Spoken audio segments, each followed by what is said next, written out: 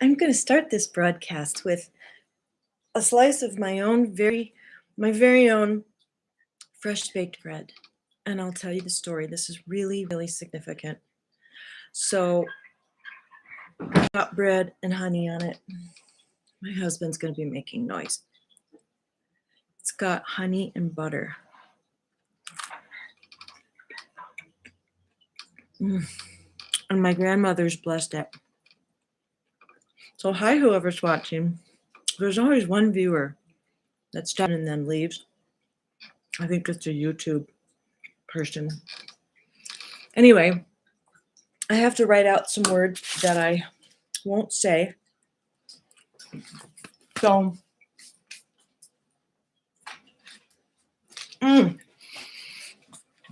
it all started with, okay, I'm not a plant medicine person. Hi, Legine. I just have a really, really sensitive system, and so I just get easily paranoid and stuff like that. So I don't do substances. I get a contact buzz, but anyway, I did hape and cacao a week ago last Sunday. So it's a week and 2 days. The hape really grounded me in my body and my own experience. We sang a song to the grandmothers. I saw this ancient Native American from probably the Olmec civilization, and he said, "Ha! How cool!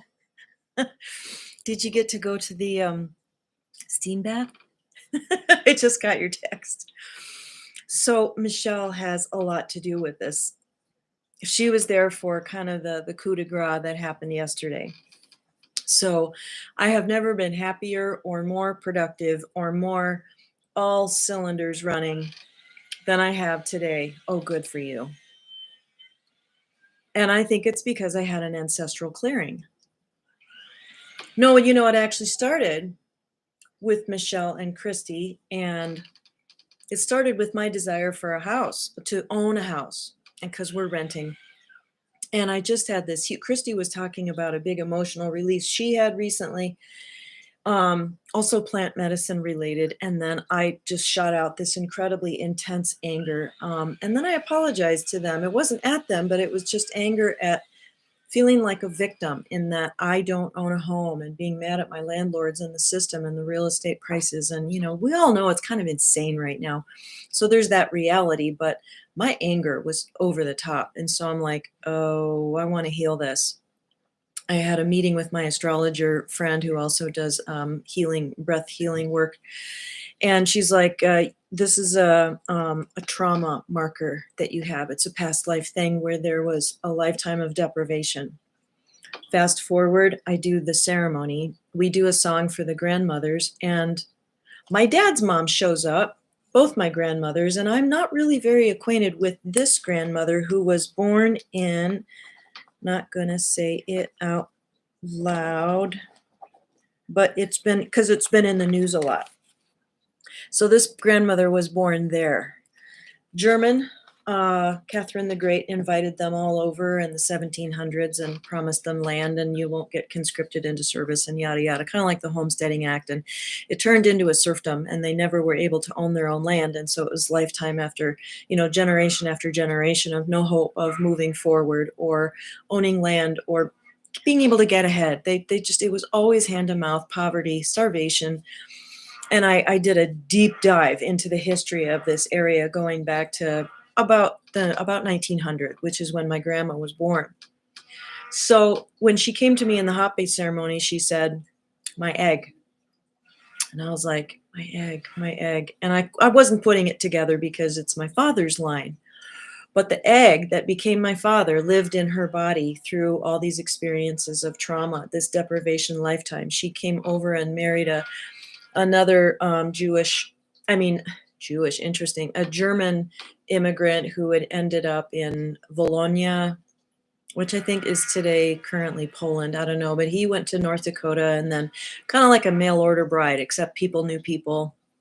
And she went over about the age 18 or 19 and ended up in Fessenden, North Dakota, where my dad was born. But before she got there, it was a terrible lifetime of deprivation and Oh God.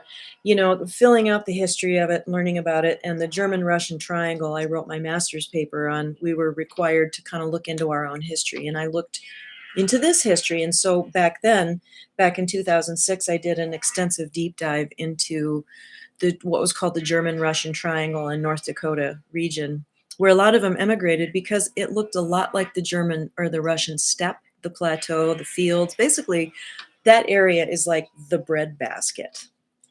So it's very similar over here. Anyway, back to grandma. So there were stories of like she was, a I'm not even going to say this word anymore either, but there were soldiers who were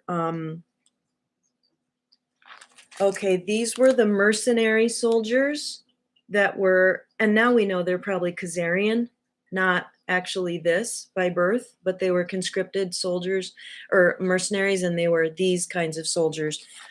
And one of them made my grandmother hold the lamp while he raped her younger sister, who then died consequently from this event. I don't know any more details than that. I heard a story of my grandmother once she did hit puberty, and they were walking through some area where there were a lot of soldiers. And this is between 19, okay, so if she's born in 1900, so, 1910 through 1920 ish. And the Russian Revolution happened in 1917 when the Tsar's family was murdered, and, except for Anastasia. And my grandma was probably close to her age. They were probably within 5 years of each other's age. Anyway, she pretended to be mentally incompetent and drooling and all kinds of stuff. And in order to not be, molested by them. And then she also said to my older sister, I've been talking to my sister about this, like, pull up all the memories you can. And she said, oh, grandma told me once that she was so hungry, she would have given her little finger just for a piece of bread. And what they were doing is they were going into the homes and accusing them of the crime of having private grain stores. They were storing up grain and keeping it secret from their landlords, basically. And of course, they didn't have any. They were barely able to feed themselves. And then they would get not, this is in general the history that I learned about.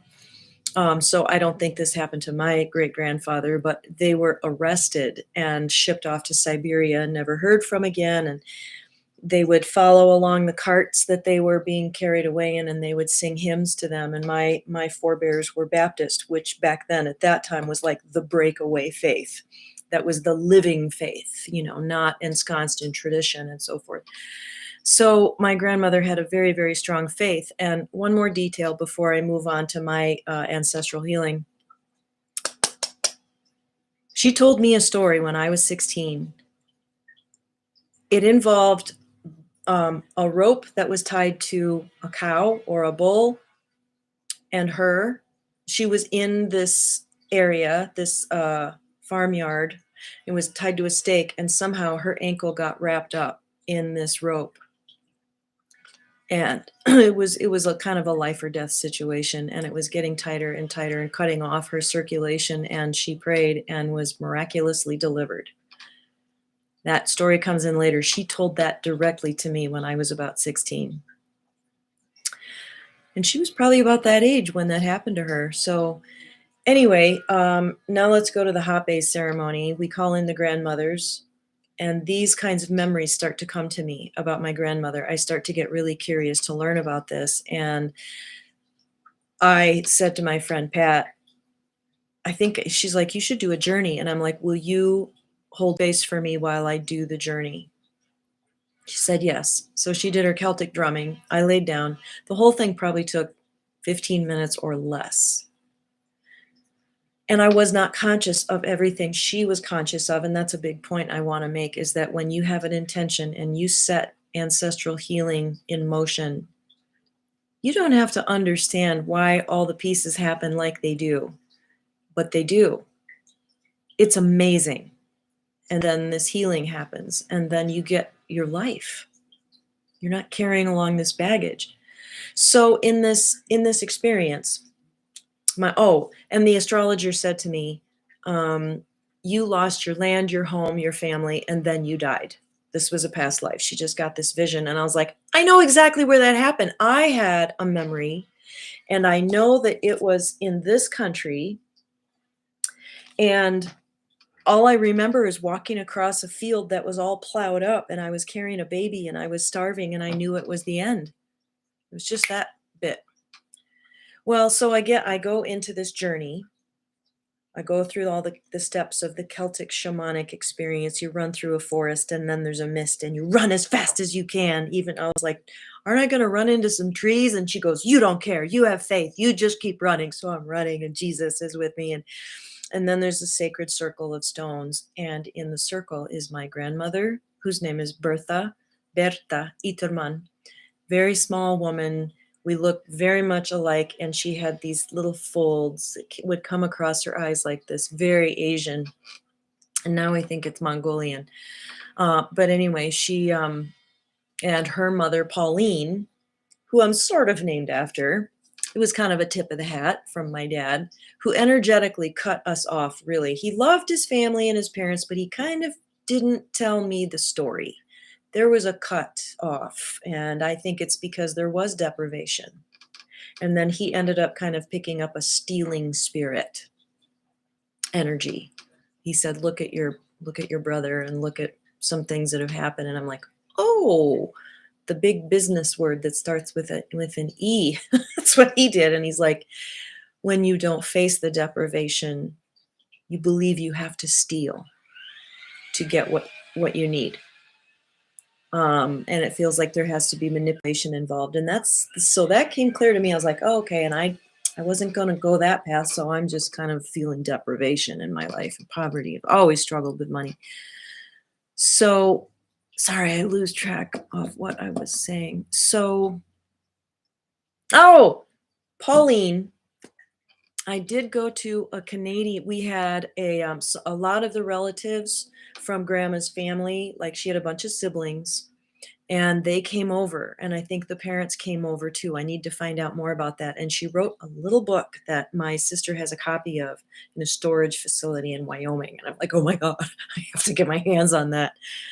Her mother, Pauline, was there in this sacred circle in my meditative space. And Bertha was dressed in she was like a tribal princess from another galaxy. And she said, I came into this family line to bring a degree of self-awareness and spirituality. And she gifted me with her faith. And then she puts her hands on my shoulders and she said, I am you. Oh, okay. I love you, Michelle. And I'll tell you about what happened on her massage table yesterday. So she says, I am you. And I'm just not going to interpret that. But, maybe so. So anyway, I think if that was me, if I was Bertha, I told myself the only story I ever told me was a miracle happened and I got the rope off my ankle and I was free and I didn't die. And that's the one thing I would have told myself. You don't have to carry this around. When you're 55, you're going to have this experience and this intention, this understanding that this ancestral deprivation, generational, has been holding you back. You carried it forward. You didn't know that you did. You didn't mean to. You tried to free yourself of all kinds of stuff your whole life, but it wasn't time. Now it's time. Okay, so it goes on. We were there in the circle for a while, and then Pauline says to me, she just comes up to me. She had dark hair, and she came up and just held me and poured this love into me that made me cry. That's all I can say is like, oh my God, I have relatives on the other side who watch me and love me with such purity and only that special kind of love that you have from family. And you can count on the fact that you're going to be watching, and you get to heaven, you're going to be watching, okay, I want to look in the Viewtron and see my descendants and see how they're doing and see how they're working through the package that I gave them, the tapestry that they inherited to work through. So anyway, at that point, Pat, who's drumming for me, backs up and backs up and backs up. And I'm like, I wonder why she's backing up. And then she told me afterwards, like, that was about it. I come out of the circle, come back into the room, and ended up crying a bit. It was really deep. There was just some emotional release. And then Pat said, this whole room filled up with your ancestors. And in that particular meditation, there are a healing chamber that you can go in. So I had a lot of experiences in that I don't really remember, and nothing was terribly clear or dramatic, but I was in this healing chamber and they were working on me. And she said the whole room filled up and everyone wanted to climb into a healing chamber. So when we think of time as an illusion, it's all happening at the same time. Who knows? This to be in the flesh, to be alive, and to transact something is really powerful, significant, and important. It counts if you do it while you're in the body. And I think that with my mom having had dementia for like the last 4 years of her life, I just knew that she's like, I'm staying until I get some more shit done, because now I have this freedom to come and go in and out of my body. And she made a plant fall off that window right here. Made a plant, and it was winter time. All the windows were closed, and we were on the other side of the house, and crash! It wasn't even on the edge. And I called my medium friend, and she goes, oh, that was your mom. She was telling you, good job for that emotional work you just did in your relationship. And I'm like, right on. So the work that we do in the body is really important. And apparently it affected all kinds of ancestors, maybe descendants. I was laying on my couch a couple years ago, and suddenly I am being viewed by my descendants 700 years into the future. And they had their Viewmatron and they were looking at me, and I was like, I didn't really have anything to ask them. I was like, okay, this is me. This is my life. I'm honored that you're coming to look at me. I'm guessing that means that I did something significant for all y'all and it had a big impact. Maybe I'm famous or something to my descendants. And then I was like, hey, can y'all tell me what's going to happen next year? And they're like, no, like, we don't know history in that granular way. And I'm like, okay, whatever then. You can go now. We don't really have anything to say. And they left. It was just the strangest experience. So anyway, back to this ancestral healing. So I leave Pat and I go out and I begin taking walks around my house where there are big open empty fields, and it's March and nothing's really growing yet, and so there are all the dry stalks from last year, and it looks very like we're on the steppe. And I intentionally just went there in my mind, in my heart. And I'm like, I'm just going to pretend that I'm on, and I'm having this experience. And again, I just opened myself up.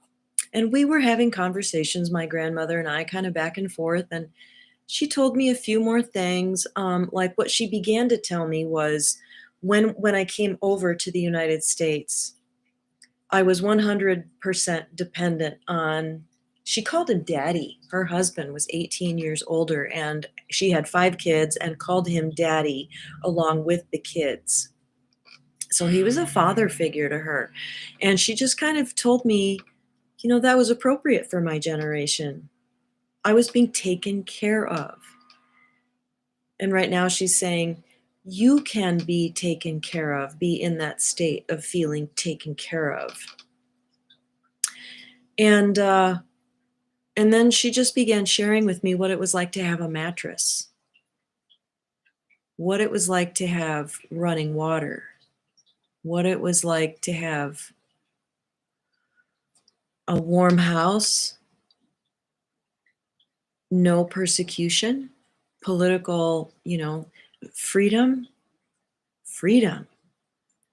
security. And then the depression hit. And she was like, yeah, we always had enough. That was all she said about the depression. She comes over here out of that life of depravity, truly, and trauma. And then 10 years later, the depression, but they were equipped to go through it. You think about that. How many people there was this giant wave of immigration during that first, the very beginning of the century. And then when the depression hit, it's like there's always a boomerang.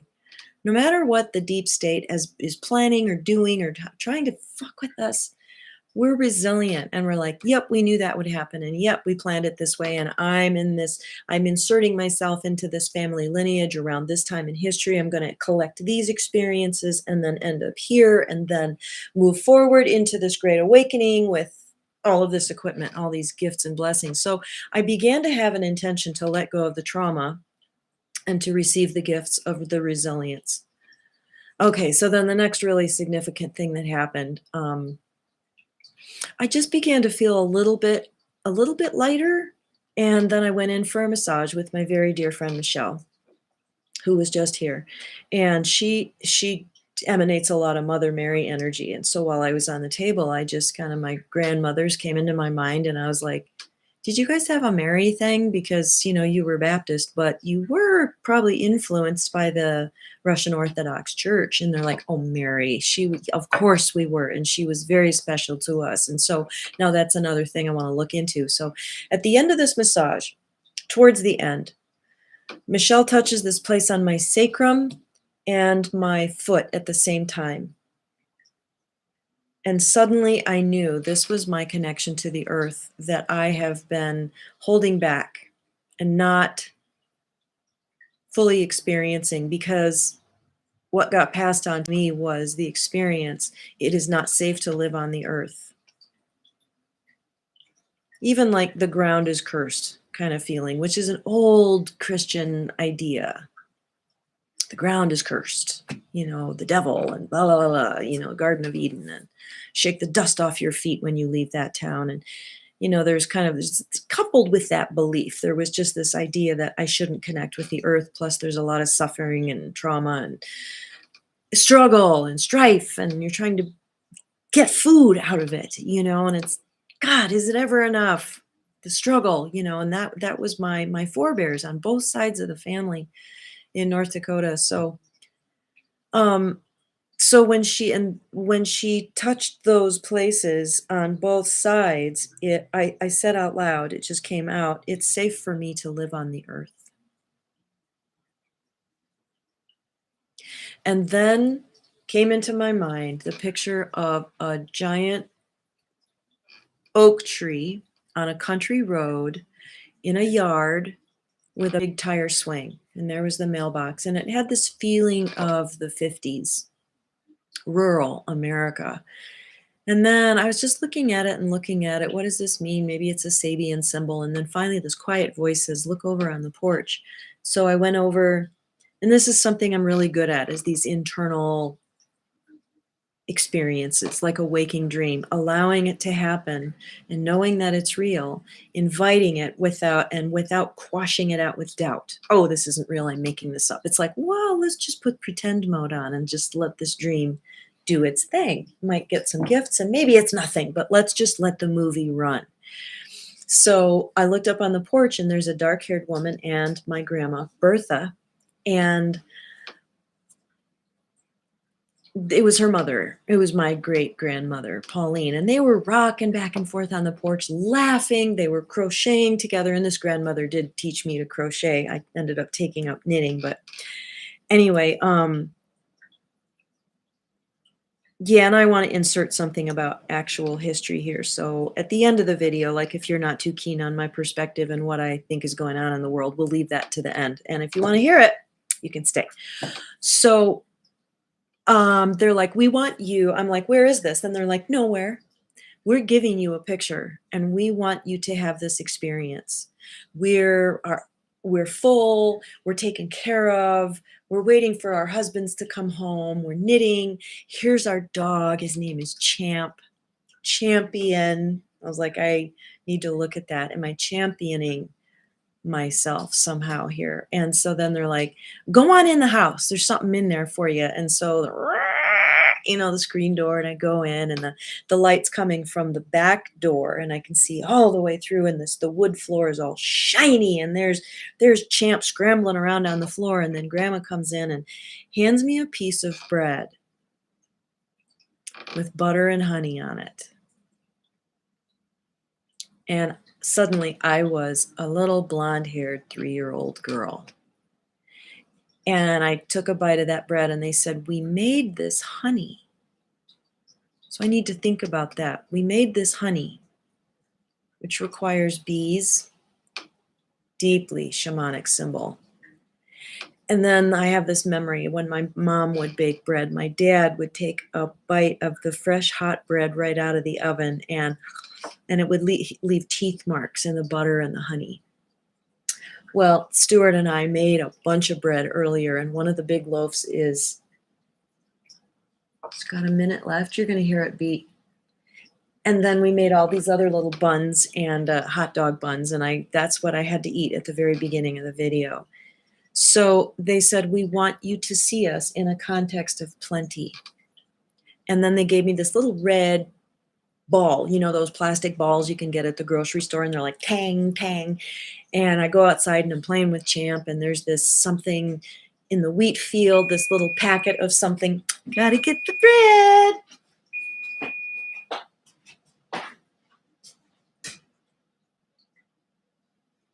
Is it done? Yeah, I think it's probably done. Let's just leave it right here. I'll come show you guys. Look at.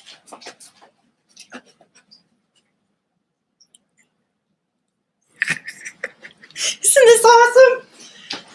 Cut it open and have a slice. No, I'm not going to right now. But isn't that just so freaking symbolic and amazing? Okay, so fast forward, where are we? I'm in my visualization, and I'm running around these. Champ picks up this little packet of something. It's like a little pillow, a canvas pillow with stuff in it, and he picks it up and runs away, and I chase him, and my grandmothers are like, "Yeah, we want you to see this." And then when I was with Michelle and her love and my love, and we were out for brunch, I ordered and I'm on a diet right now. I'm actually successfully losing a few pounds, and I mean, just the winter tire, the insulation. Thank you very much for keeping me warm. You can go now, and I feel compelled to order French toast with 4 different kinds of sweet cream in it. It's got like brioche, which is some kind of sweet cream filler, and da da da da, and whipped cream. And I'm like, I have to get that. I have to get it. And normally that's way too sweet for me, and I ate the whole thing. And Michelle was like, "Were you okay after that?" And I was like, "Yeah, I actually was." My grandmothers came in and they said, "We suggested that French toast to you because we want you to experience the sweetness." The sweetness. So I came out of this experience, told Michelle all about it, and what I wasn't expecting was a massive emotional excavation. I sobbed my guts out over and over with Michelle. It was like they don't want me to focus on the rape and the trauma and how one of my great uncles got shot while he was conducting a choir. He got shot in the back. And anyway, they're like, "We don't want you to take that with you into your life. We want you to have the sweetness. Let go of what happened." So when I left there, I physically felt lighter. And now today, I just have to say, I am so happy. I am so happy. I baked bread. I made an enormous pot of soup. I went to the grocery store. I completely vacuumed and cleaned and straightened up the living room. And now I'm making this video, and it's just like, oh my God, I'm so clear. Yeah, it's a mystery how all these little pieces come in. And when I was eating that bread, that first bite of it, I was like, oh my God. Because when I was baking it, I invited their blessings into the bread. And I'm just on the verge of tears this whole time because of this incredible healing that's happened. And she gave me the gift of faith. My dad would often say how similar we are. So I receive all of the blessings, including the resilience, the faith, the strength, the discipline, the ingenuity, the resourcefulness, all these things that they won, that got imprinted in their DNA and it got passed on. So I think this is up. I'm sharing this story because I'm guessing that this is probably just up and I'm just witnessing the power of it. Okay, now my global perspective. So, because of course there's a lot of stuff going on here, I think there's a lifting of a curse in the land that is from Khazarians. I think the dumbs are being cleared out. I feel so strongly. I've been listening to Bill Cooper. If you have not heard of or heard this interview, my recommendation is Google Bill Cooper interviews and then hit the videos. It's like all images, videos, hit videos, and a lot of his interviews will come up. And I listened to one that was about an hour and a half in 92 by CNN, and then it probably never got published. And Janine, she watched it for the first time. And I was like, oh my God, I have to watch this before I listen to her video where she does a reading on him. And I listened to it, and at 107 stopped at his gravesite when he made the movie The Called. And I pulled out Juan's book last night, went and read a few more pages. And the amazing thing is, 2 nights ago, after watching an hour of that, and he does the PG version of all of the really dark stuff that we know. He does the PG version. And I know he knew more than he said. He held way back. But what he reveals is, pretty freaking depressing about how controlled, planned, manipulated. Oh, but I went to bed joyful. And that's the weird thing. I just had this spirit of laughter bubbling up. And then when I watched the rest of it yesterday morning, I was filled with laughter, and he's looking into the camera going, "You're an idiot if you haven't figured this out. Quit being so freaking lazy and wake the hell up," and back in 92, and then I just recently listened to a video where he predicted, months before, he predicted this, and he fills in a lot of details. And you're just like, oh my God, he saw it coming. And that was pretty amazing. So anyway, what a special soul who came forward back then to fill in all this information. Well, so Janine does a reading on him. And at the very end asks, what do you have to contribute? What do you want to say? And the very first message was victory, or maybe it was even champion. And it was like, you're on the victory timeline. And he was so happy. Just this spirit of joy. And I was like, okay, that's confirmation.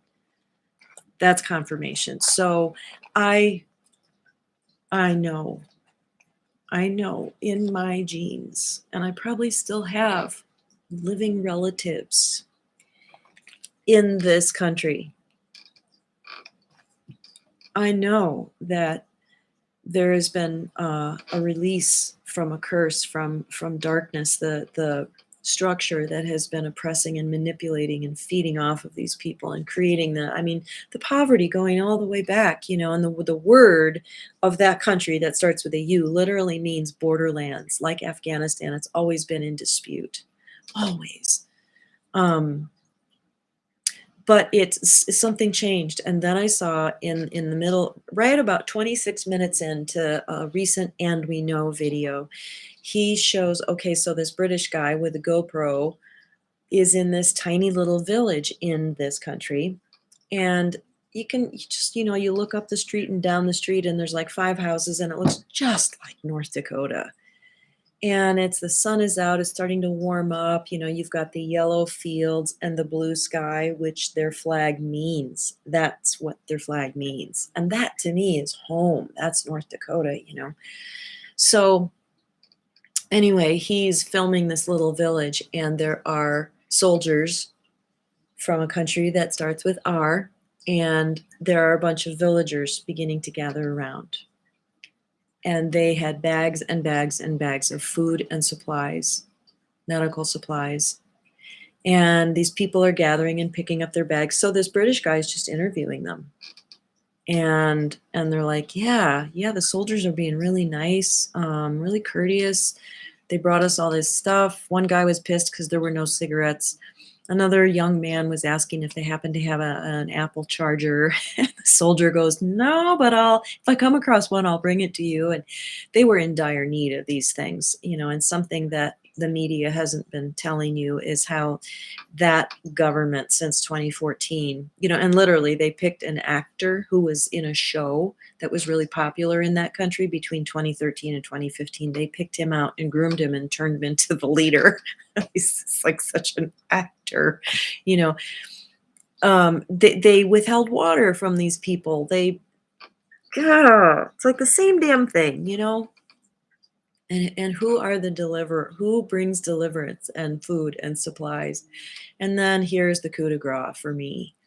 He was talking to this young woman and interviewing her, and she was really pretty. And I was like, God, she could be me. I mean, just like those are my relatives. I don't know what, ethnic background they had, but I was like, wow, this could be my family reunion in North Dakota that I'm looking at. And she's like, yeah, they're treating us really well. And then a question came up, something like, are you afraid that they would harm you? And the Russian soldiers responded, why would we? Why would we? And for me to see that, knowing my grandmother's history, and to see that, I was like, there's no coincidence that I saw that video. So for me to just be in this energy of abundance, and when I check in myself, my issues around real estate, the anger, if you know me and you've heard me go off on that, it's not pretty. It was a very, very deep generational wound, and for some reason, I got the brunt of it. So I think everyone else in my family owns their home, and I don't feel that way anymore. It's just there's no charge. I feel so happy and welcoming of whatever God wants to bring into my life right now. I feel so grateful for everything. I mean, they didn't have these when she was growing up. And I'm just finding this appreciation for absolutely everything in my life. And I guess I'll end it there. I just want to offer this up, that maybe this generational healing is available in a way that it hasn't been before. And I know for me, it's probably related directly to the region. Something shifted, opened a door, and there I stepped right through it. So anyway, I love you all. Have a blessed day, and I'll talk to you later.